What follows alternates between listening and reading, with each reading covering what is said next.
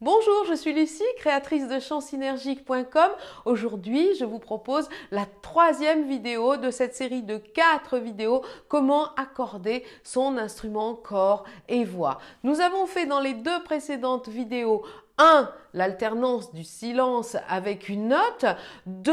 L'alternance du silence avec une note dont je fais monter le volume à l'intérieur de moi pour bien l'entendre dans tout mon être. Donc ça, c'est l'idée vraiment du son, de l'écoute consciente du son.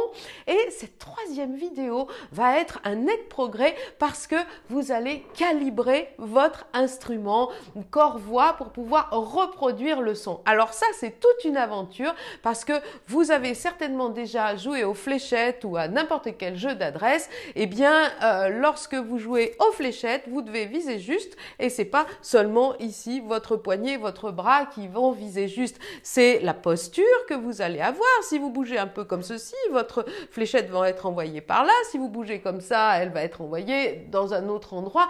Donc, tous vos muscles doivent être alignés. Eh bien, figurez-vous que c'est exactement la même chose lorsque vous allez reproduire un son. Vos muscles du corps, votre ancrage va devoir être bien existant, mais ça, il y a eu des vidéos précédentes sur l'ancrage, sur la posture. Je vous invite à aller les revoir. Donc, votre ancrage est bien existant, mais alors après, ici, vous allez calibrer. Calibrer quoi? Calibrer la puissance du son, calibrer la remontée du diaphragme, calibrer votre corps, calibrer votre visage. Vous savez combien il y a de muscles dans le visage? C'est juste énorme le nombre de muscles qu'il y a dans le visage. Donc, vous imaginez tout ce qu'il faut faire pour les calibrer. Et si vous n'êtes pas né avec ce calibrage, eh ben, il va falloir vous y mettre. Je vous rassure, c'est pas insurmontable du tout. Mais il faut être patient. Un luthier, lorsqu'il règle un instrument, il a beaucoup de patience et le musicien qui apprend à le jouer après a énormément de patience aussi. Alors le chant, ça n'arrive pas par miracle, ça ne tombe pas du ciel. Il y a parfois des gens qui pensent qu'il suffit de claquer des doigts pour savoir chanter. Ben non, c'est pas parce qu'on a une voix et parce qu'on a une caisse de résonance qu'on sait chanter. Donc allons-y, partons à la découverte et à la programmation de l'instrument. Je vais utiliser le même principe que dans les 2 vidéos précédentes. Silence, puis son, puis vous allez laisser monter le son. On va accélérer un petit peu le temps là. Hein. Vous allez laisser monter le volume son et vous allez vous mettre en posture pour reproduire le son. Je dis bien en posture, c'est-à-dire que vous n'allez pas faire le son. Vous allez calibrer, mais vous n'allez pas faire. Si par exemple, je vous montre l'exercice, je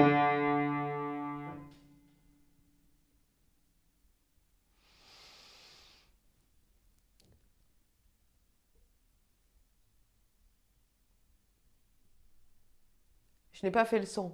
C'est frustrant, hein? Évidemment, vous pouvez vous dire « Ah bah oui, mais elle fait n'importe quoi, elle fait juste le geste. » Non, je pense réellement et je prépare mon corps à faire le son. Si je laisse partir l'air qui va faire vibrer mes cordes vocales, eh bien, c'est ce son-là qui va sortir. Ça, c'est vraiment la programmation du son. Donc, vous allez programmer. Dans une vidéo suivante, dans la dernière vidéo, on fera l'émission du son. Hein? Mais pour le moment, on va juste programmer. Alors, pour programmer, eh bien, vous vous mettez en inspiration et puis vous préparez votre corps comme si vous alliez faire votre son avec l'intention de faire le son.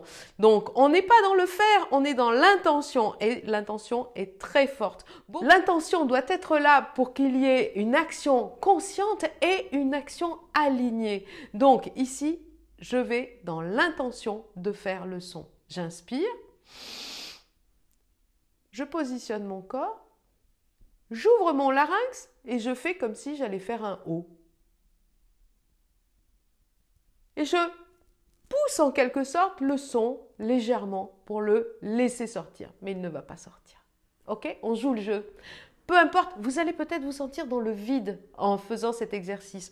Peut-être parce que vous n'avez pas l'habitude d'écouter le son à l'intérieur de vous. Peut-être parce que vous n'avez pas l'habitude de programmer ce son. Lorsque vous jouez pour la première fois aux fléchettes, eh bien, vos fléchettes, elles vont arriver en dehors de la cible. Vous n'avez pas l'habitude. Et si on vous dit, bah, prépare, vous n'allez pas comprendre comment. C'est en le faisant que vous allez pouvoir réussir à le faire de plus en plus souvent. Au début, peut-être qu'une fois sur 100, ça va marcher, et puis après 2 fois, puis 3 fois, puis 4 fois, et puis vous aurez gagné. On y va? Le silence, je joue la note, vous programmez votre corps.